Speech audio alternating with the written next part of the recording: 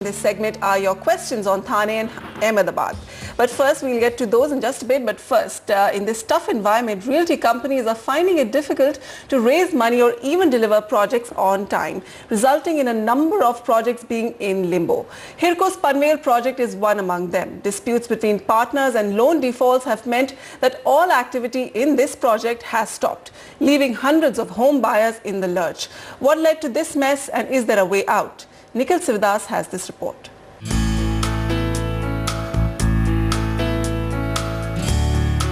Spread over 280 acres, Hirco Palace Gardens in Panvel is a massive residential project backed by foreign investments and a prestigious builder, the Hiranandani Group. The project, when launched, drew home buyers in droves. Home buyers like T.N. Ramakrishnan and Sanjeev Goyal. We came to know about this project in the year 2010. And we made an initial booking paying 10% of the amount, and then the moment the construction started, there onwards we started making regular installments. Hardly some 3 or 4 months of construction had started in the project, and we had gone to the site and we were very impressed with not just the fact that their reception and the way that they had presented about the project was excellent. But cut to the present, and it's clear that things are not so excellent anymore. Construction here has stopped, entry into the project is barred, and there are notices from PNB that they have foreclosed on the property and are putting it up for auction. A state of affairs that has caught home buyers completely by surprise. Absolutely no communication from Hiranandani or Sunny Vista, Hirco or Sunny Vista. We only came to know that there are problems in the auction only through newspapers.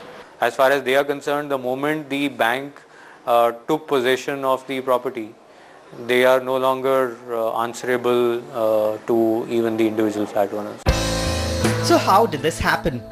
Hirco PLC was originally set up in 2006 as a partnership to invest in Hiranandani projects in India. Dividends would then be split between the two companies. However, since 2008, that relationship has rapidly soured, with Hirco PLC claiming mismanagement of the projects by the Hiranandani Group. The investors in Hirco PLC who forwarded £350 million were told that they would get a dividend that the Hiranandani interests would generate in India, and that the project would be finished, or the two projects would be finished in 7 to 9 years. It became obvious after a few years that there were no dividends flowing. They never saw any of their 12%. They weren't clear what was happening with the projects.